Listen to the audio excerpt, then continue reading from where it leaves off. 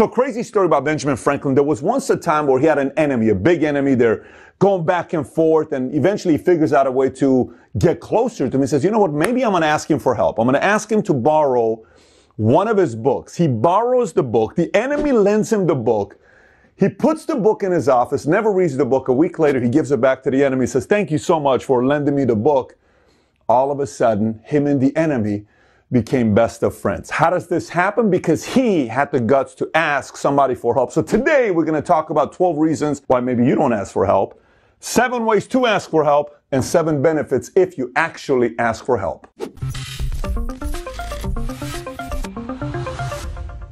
Okay, so if this is a topic you're excited about, I want you to give me a thumbs up as well as subscribe to the channel. And stay tuned till the end. I'm going to give you a PDF on today's topic. So let's get right into it. Number one reason why we don't ask for help is because it shows weakness. You feel like if I ask this person for help, why would I ask for help? I'm strong.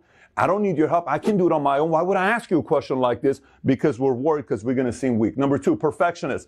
Perfectionists have a hard time asking for help because they don't think anybody can do the job as good as they can. So they have a very hard time having people around them that help them because like, let me just do it myself. You know what? I'm just going to do this on my own. You guys can't figure this stuff out. I'm going to do it on my own. That's a perfectionist, right? And if you have that personality, you're going to build a very small team because no one around you is going to be eventually learning how to do their job because you keep doing everyone's job yourself. Number 3, you're afraid because if you ask and you say, hey, John, I need your help in this one area. I needed a referral for this person. Do you know of anybody? Yeah, I can't really help you in that area. The idea of the other person saying no to you scares you so much because you're so afraid of rejection.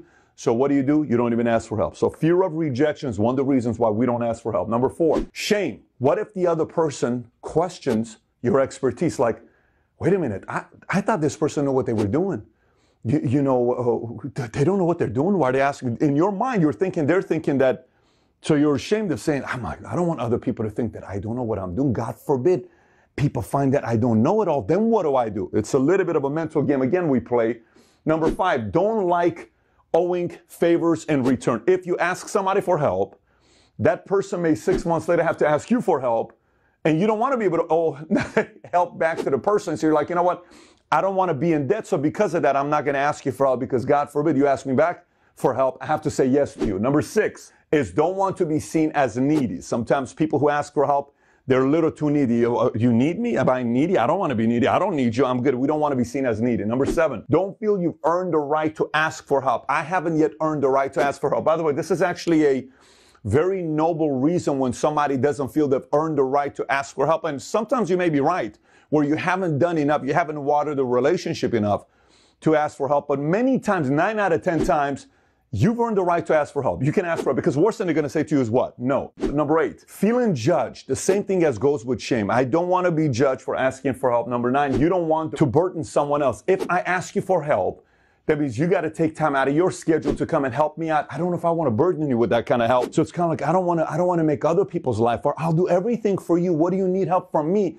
But I don't want to put that burden on you. And that mindset limits how big of a thing you can build yourself business-wise. Number 10, bandwidth of contact is limited. You just may not have the right bandwidth. You may not have that many deep relationships. Yesterday on one of the elite masterminds I do on a monthly basis with different entrepreneurs around the world, one of the guys was asking about relationships and how does he get the right kind of employees. I said, the best employees, investors, salespeople, contacts, technology, engineers, the best I've ever gotten is by asking for referrals from people with very high level of credibility, because the level of credibility of a person that gives me a referral is typically the level of quality of the referral I get. So maybe your current bandwidth of contacts you have is not that strong and you need to increase it. And you may be right in that, so we got to improve the contacts you have. Number 11, don't know how to ask for help, which we'll talk about. And number 12, some prefer to help rather than to be helped. You like others. You like to go out there and help others because it makes you feel so needed and special,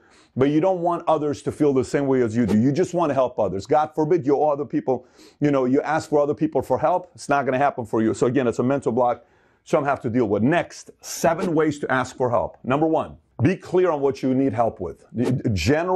Asking for general help, people don't know how to help. It's got to be specific. Here's what I'm looking for. Do you know anybody who ...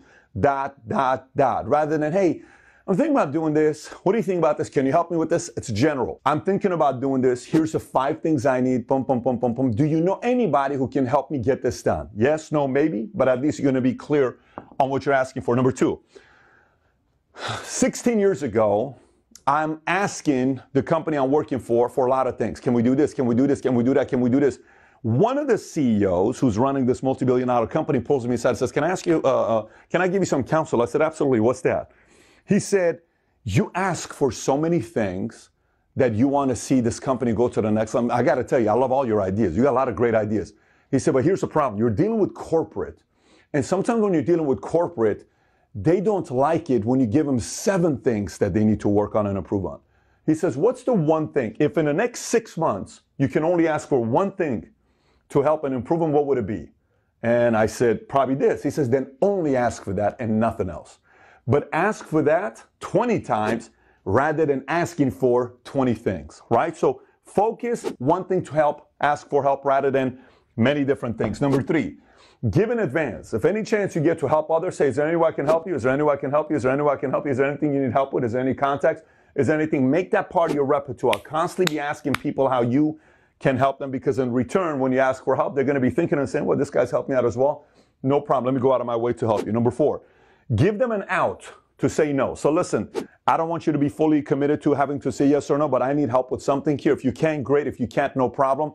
This gives me the ability to not feel pressured to have to say yes or no. And believe it or not, the fact that I'm not pressured to say yes or no, I want to do more for you, if that makes any sense. So say, listen, you may or may not be able to help me out in this area, but if you can, I will greatly appreciate it. Here's what it is. I need that. Do you know anybody? Actually, you know what? I do. Let me think about it. I'll get back to you, and then they'll get back to you. Number 5, thank them regardless of yes or no. So if they say, no, I can't help you, don't give them an attitude. Don't block them on Twitter.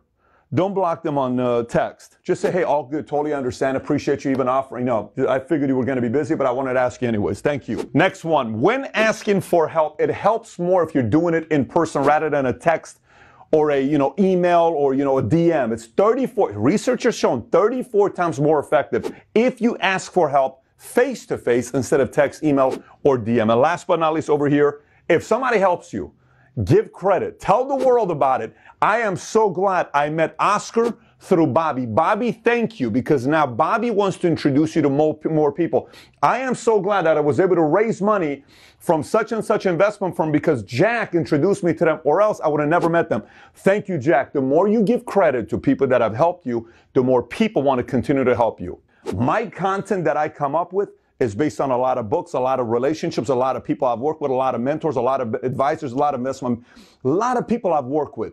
And anybody, if there's any feeling people don't like, is if somebody helped you get to where you are today, you got to give them public credit, or else it's going to be like, why am I going to help you more often in your life? So that's that part. If somebody helps you, tell the world about it. Next one is 7 benefits for asking for help. Number 1, you will find solutions to your problems faster. You do it by yourself, it's going to take longer. So imagine how much is it worth you to fix this problem in 6 days versus 6 months? What is it worth you? Speed. Number 2, you got others to be vested into your problem being solved. It's like, hey, did we figure that part out? We did. Did we figure it out? Yeah, we finally were able to raise that money. We were finally able to hire that one person. We were finally able to get that office. Awesome, and I'm so happy for you. I'm glad I was able to help.